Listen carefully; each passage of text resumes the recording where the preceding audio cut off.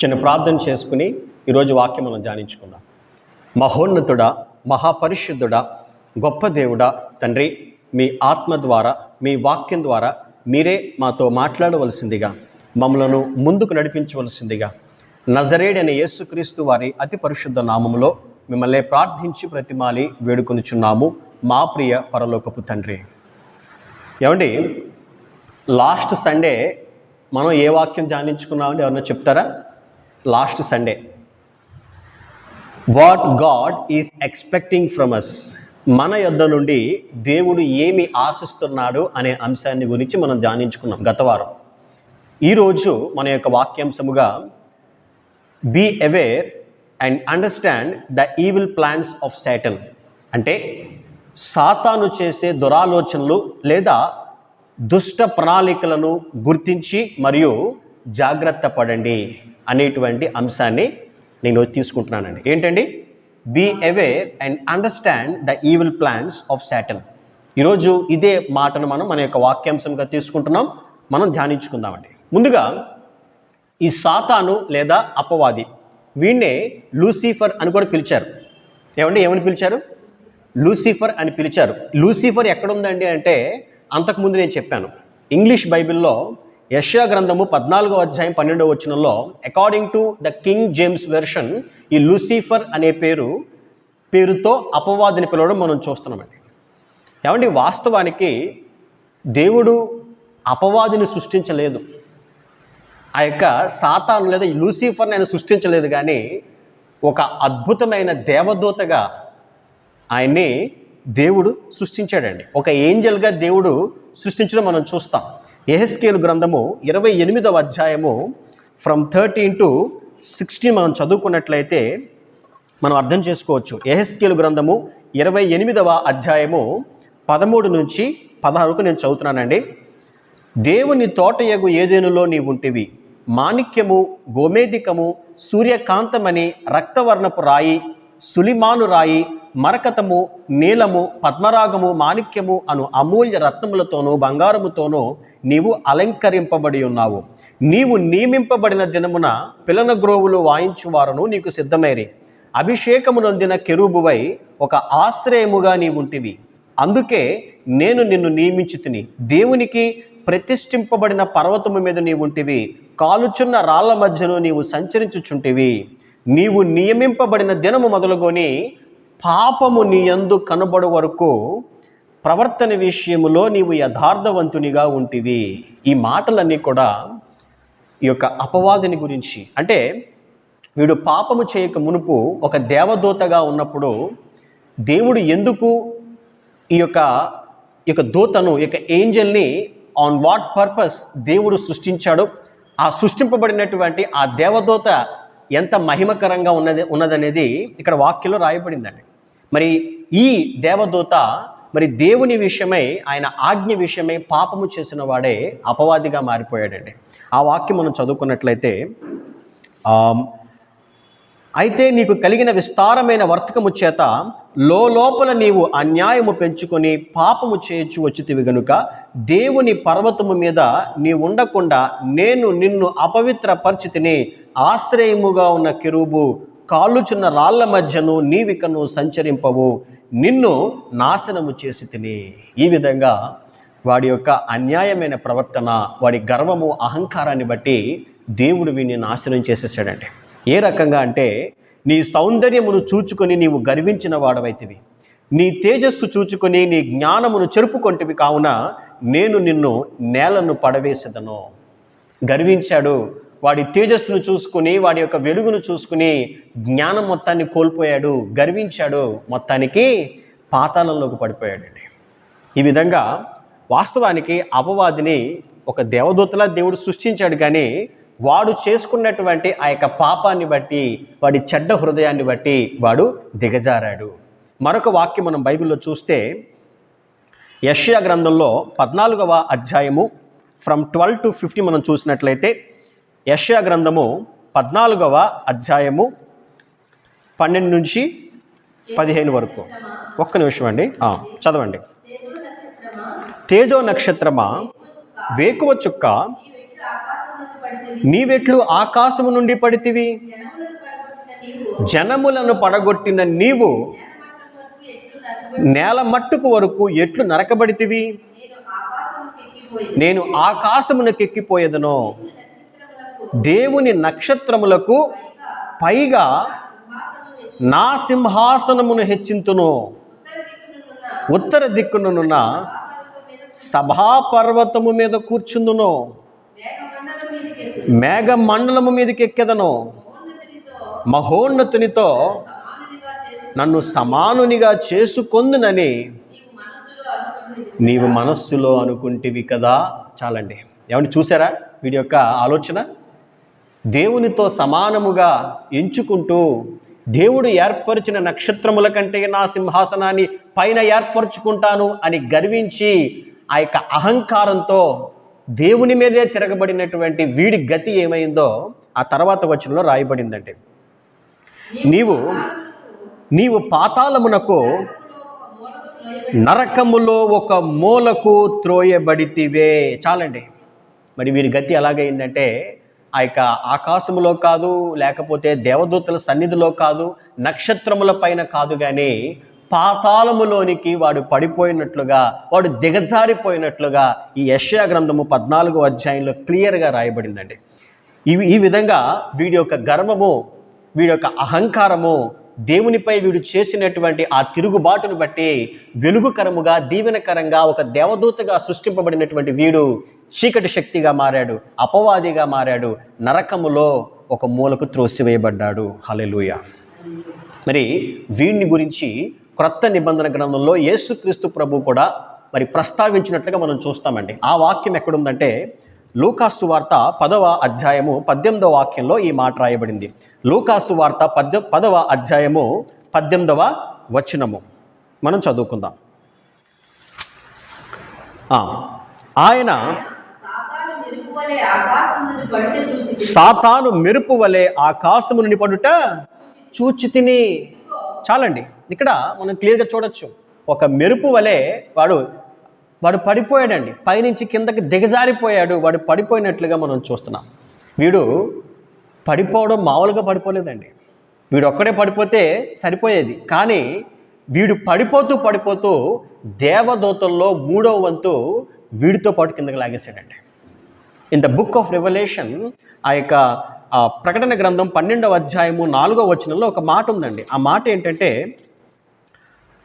దాని తోక ఆకాశ నక్షత్రములలో 3వ భాగము నీడ్చి వాటిని భూమి మీద పడవేసెను. కననై ఉన్న ఆ స్త్రీ కనగానే ఆమె శిశువును మృంగి వేయవలెనని ఆ ఘట సర్పము స్త్రీ ఎదుట నిలుచుండెను. వీడు పడిపోతూ ఏం చేశాడంటే, వీడితో పాటు దేవదూతల్లో ఉన్న వారందరిలోనూ 3వ వంతు వీడితో పాటు కిందకి లాగేశాడండి. ఏమండి, ఒక్కసారి ఆలోచించండి. వీడితో పాటు 3వ వంతు దేవదూతల్ని వాడు పాతాళానికి లాక్కెళ్ళిపోయాడంటే వీడెంత తెలివైన వాడు, వీడెంత జ్ఞానవంతుడో ఒకసారి ఆలోచించండి. ఎంత మోసగాడో ఆలోచించండి అండి. మామూలుగా అంత తెలివైన వాడు కాకపోతే అంతమంది దేవదూతల్ని మోసం చేయగలడా అండి? మోసం చేయలేడు. కానీ 3వ వంతు దేవదూతల్ని వీడితో పాటు కిందకి దిగజార్చాడండి.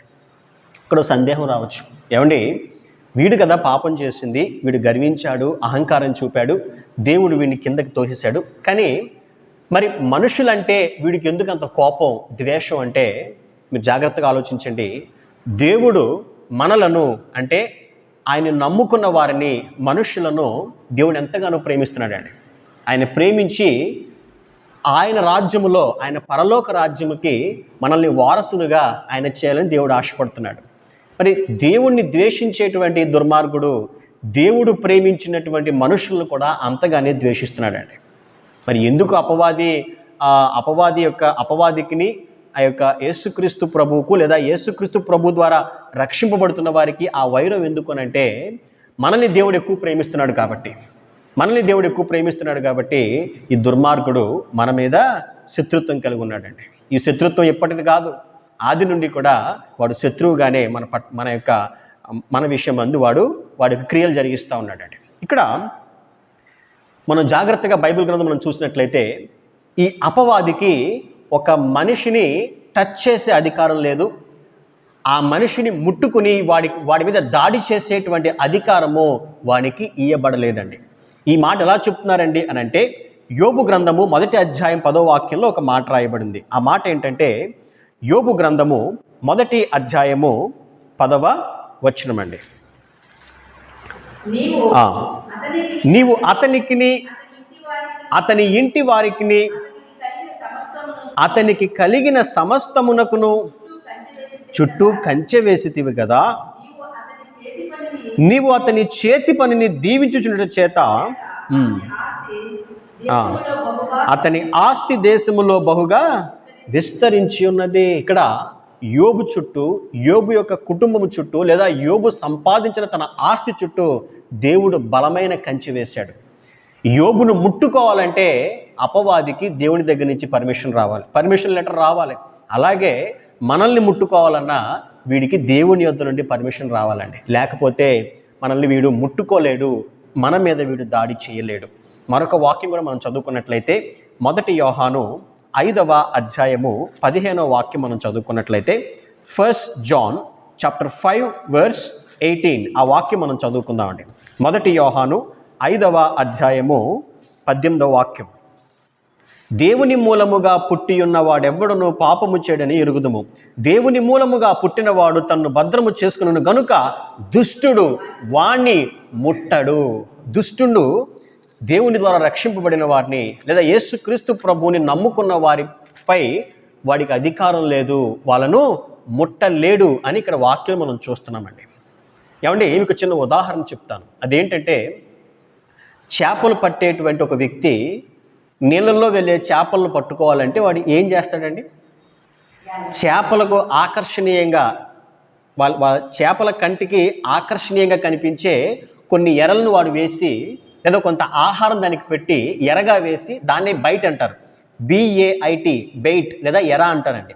ఆ ఎర వేసి ఆ చేపలు ఎప్పుడైతే ఆ యొక్క ఫుడ్ని పట్టుకుంటాయో ఇమ్మీడియట్గా బయటికి లాగేస్తాడండి. అదొక ట్రిక్, చేపలు పట్టుకునేటువంటి వారికి బాగా తెలుస్తుంది. ఇంకా విస్తారంగా పట్టాలంటే వల వేస్తే ఇంకా విస్తారంగా చేపలు పడతాయి. ఇలాగా ఎర వేసి చేపను పట్టినట్టుగా ఈ దుష్టుడైనటువంటి అపవాది కూడా అనేక మంది మనుషులకు అబద్ధాలను, అసత్యాలను, ఈ లోక అందాలను భ్రమపరిచే వాటిని ఎరగా వేసి అనేక మందిని నాశనం చేసే ప్రయత్నం వారు చేస్తున్నాడండి. ఎందుకంటే వాడికి మనల్ని ముట్టుకునే అధికారం లేదు, మనపై దాడి చేసే అధికారం లేదు. మరి ఏం చేయాలి? కొత్త కొత్త స్ట్రాటజీస్తో, కొత్త కొత్త ఆలోచనలతో ఒక మనిషిని ఏ రకంగా మోసం చేయాలో, ఒక మనిషిని ఏ రకంగా నాశనం చేయాలో అనే పన్నాగాలు వాడు మొదటి నుంచి పన్నుతూనే ఉన్నాడు. అవేంటో ఒక్కొక్కటిగా మనం ధ్యానించుకుందామండి. మరి ప్రాముఖ్యంగా వాడు వేసేటువంటి ఎరల్లో అత్యంత ప్రమాదకరమైన మనం తప్పకుండా ధ్యానించుకోవాల్సినటువంటి మొట్టమొదటి ఎర, Satan uses intoxicants to destroy a believer. Intoxicants అంటే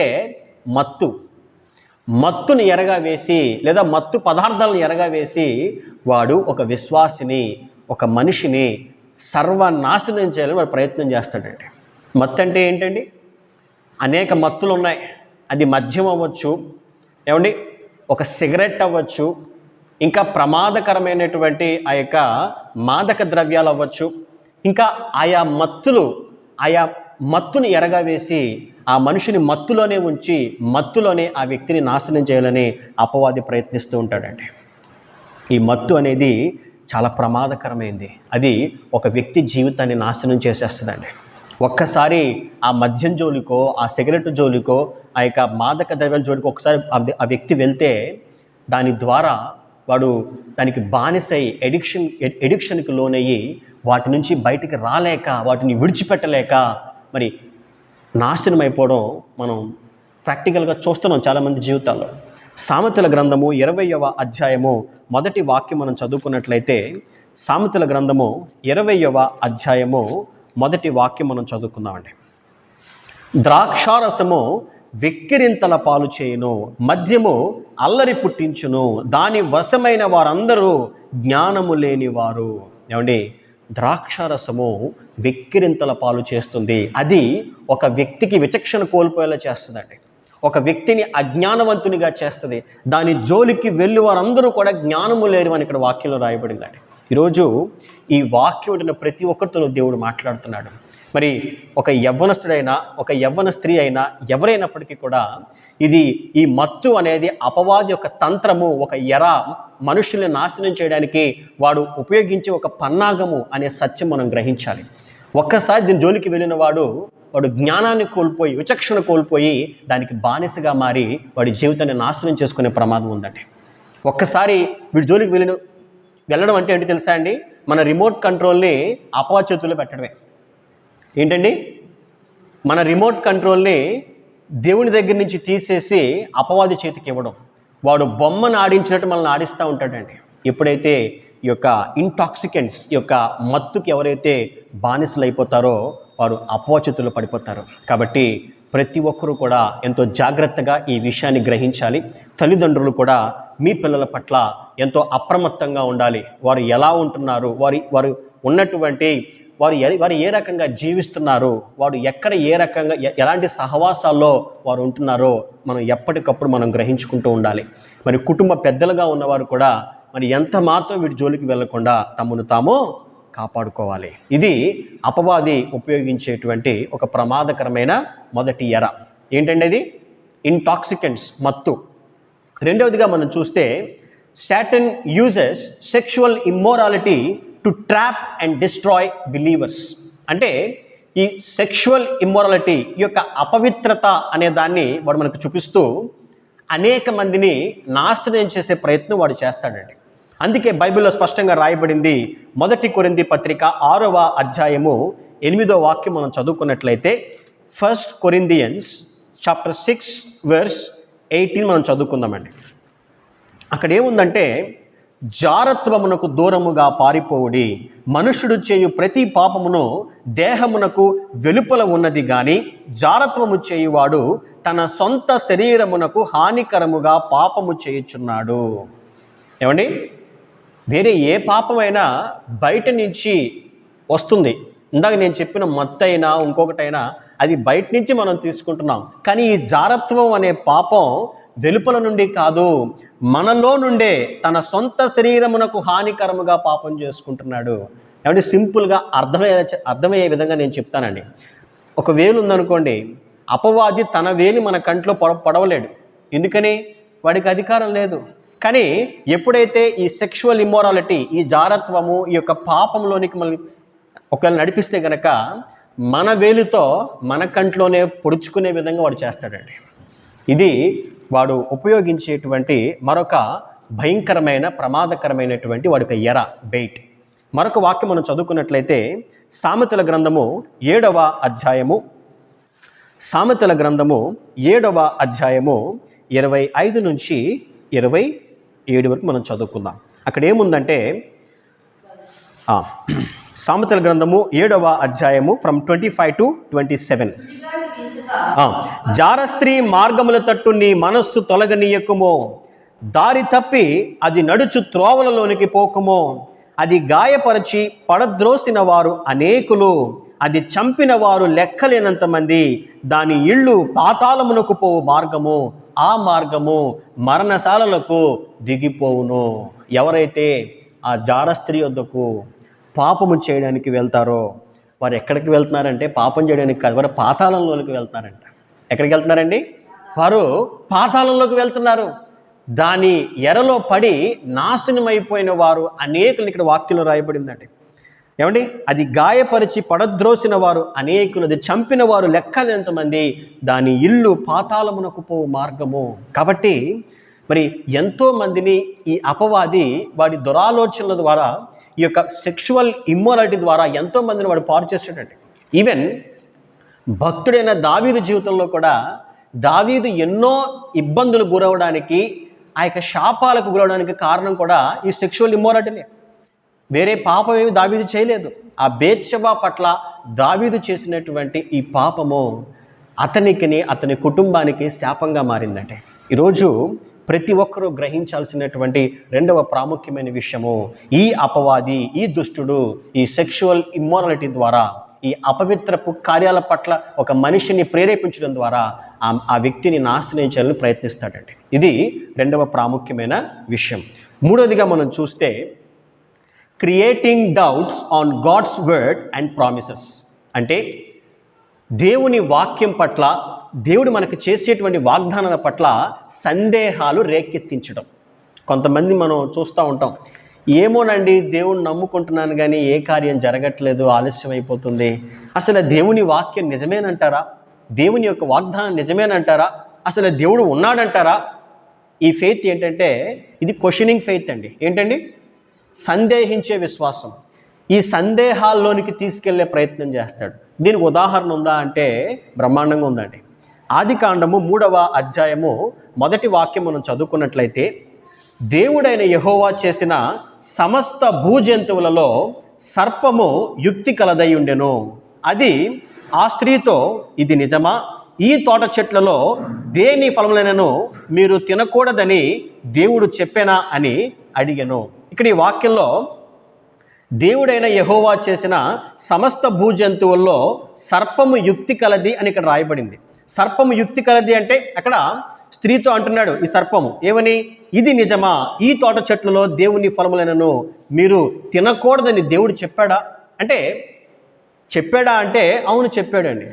లేదు, అలా ఏం జరగదు, మీరు తిన్నా మీకు మరణం రాదు, మీరు చనిపోరు అంటే దేవుడు చెప్పినటువంటి మాట పట్ల సందేహాన్ని కలిగించడం ద్వారా, creating doubts on God's word and promises, ఇలా సందేహాలు రేకించడం ద్వారా ఒక మనిషిని విశ్వాసం నుండి తొలగిపోయేలా చేసి అవిశ్వాసిగా మార్చి దేవునికి దూరం చేసే ప్రయత్నం చేస్తాడండి.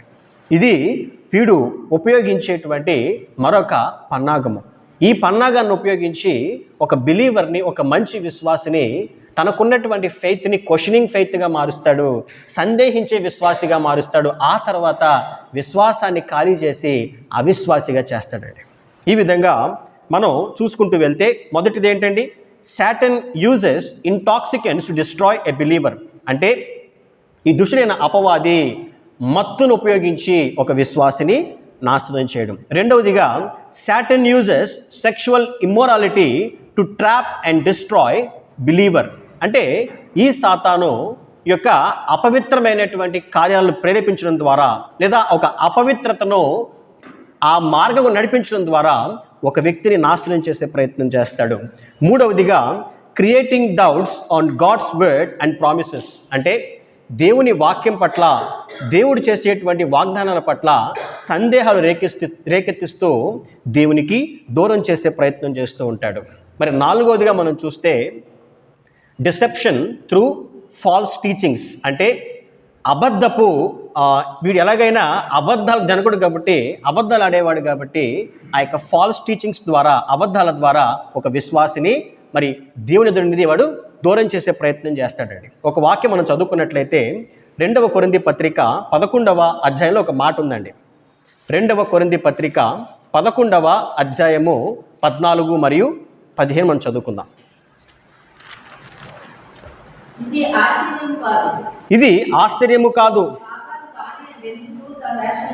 సాతాను తానే వెలుగుదూత వేషము ధరించుకొనుచున్నాడు గనుక వాని పరిచారకులను నీతి పరిచారకుల వేషము ధరించుకొనుట గొప్ప సంగతి కాదు, వారి క్రియల చొప్పున వారికి అంతము కలుగును.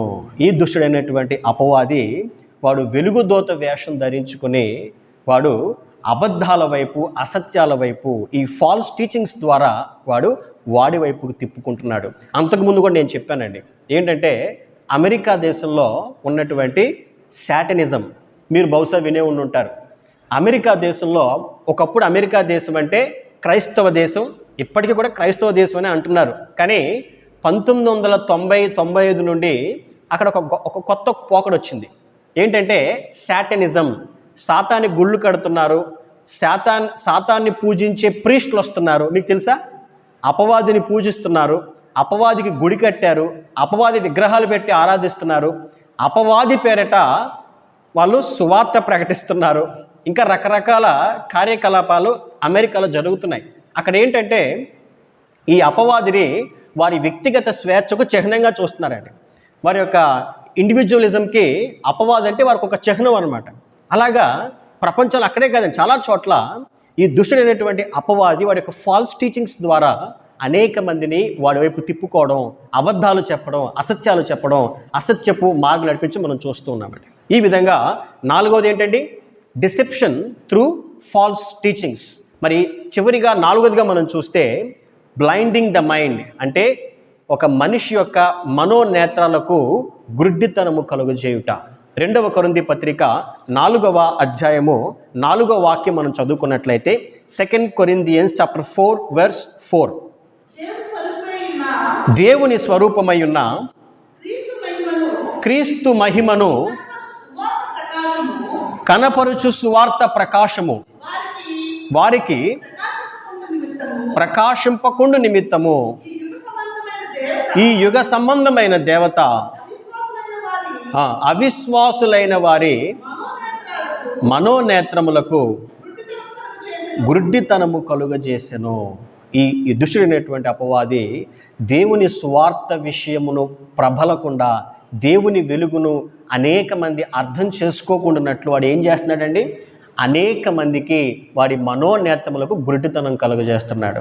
వారు వింటారు కానీ గ్రహించరు, వారు వస్తారు కానీ వారు అందులైన విశ్వాసులుగా ఉన్నారని మనం చూస్తూ ఉంటాం కదండి. ఆ రకంగా అనేక మందికి వారి మనోనేత్రాలకు గుడ్డితనము కలుగజేస్తున్నాడు ఈ దుష్టుడైనటువంటి అపవాది. ఈరోజు ప్రతి ఒక్కరూ గ్రహించాలండి, అపవాది చేస్తున్నటువంటి ఈ తంత్రాలు, వాడు చేస్తున్నటువంటి ఈ మాయోపాయాలు, వాడి దగ్గర ఇంకా చాలా వెపన్స్ ఉన్నాయి, ఇంకా పూర్తిగా చెప్పలేదు నేను. అహంకారము అనే వెపను, ఏమండి, అసూయ అనే వెపను, గర్వము అనే వెపను. అంటే ఒక వ్యక్తిని అసూయ నడిపించి ఆ వ్యక్తిని ఎలా పాడు చేయాలి, ఒక వ్యక్తి హృదయంలో గర్వాన్ని పుట్టించి వాణిలాగా ఎలా నాశనం చేయాలనేది అనేక తంత్రాలు వాడు కలిగి ఉన్నాడు. ఉదాహరణకి రాజైన సౌలుని మీరు తీసుకోండి. రాజైన సౌలు చనిపోవడానికి, నాశనం అయిపోవడానికి బెన్యామీను గోత్రం కూడా మరి అక్కడి నుంచి రాజ్యంలో ఉండకుండా పోవడానికి కారణం ఏంటి? అతని యొక్క అసూయ, ద్వేషం, విషపు చూపు. అవునా కదండి? రాజైన దావీదు అతను రాజు కాక మునుపు ఏమండి గొప్పగా ఒక యుద్ధ వీరుడిగా పోరాడుతున్నాడు, ఎంతో గొప్పగా యుద్ధాలు చేస్తున్నాడు, తన పక్షంగానే పోరాడుతున్నాడు, ఆ యొక్క ఇజ్రాయేలీల కోసం పోరాడుతున్నాడు. అయినప్పటికీ ఎవరో కొంతమంది స్త్రీలు కొంచెం దావీదును పొగిడారని, 4 మాటలు పాడారని అంత విషపు చూపు, అంత అసూయ ఎందుకండి? అసూయ నాశనం చేస్తుంది. ఇక్కడ ప్రత్యేకంగా ఏం లేదు, అసూయే సౌలును నాశనం చేసేస్తుంది. అలాగా ఈ అపవాది వాడు అనేక తంత్రాల ద్వారా ఒక విశ్వాసిని దేవుని నుండి దూరం చేసి నాశనం చేయాలని వాడు ప్రయత్నిస్తూ ఉన్నాడు. మరి చివరిగా ఇంకొకటి నేను చెప్పాలి, అది ఏంటంటే ధనము అనే దాన్ని వీడు చాలా భయంకరమైనటువంటి ఒక వెపన్గా వాడుతున్నాడండి.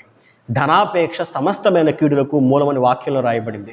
అవును, ధనం అనేది ఎంత ప్రమాదకరమైందంటే ఒక వ్యక్తిని దిగజారిపోయేలా చేసేది ధనం, ఒక వ్యక్తిని దేవుని వాక్యం నుండి దూరంగా చేసేసేది ధనము.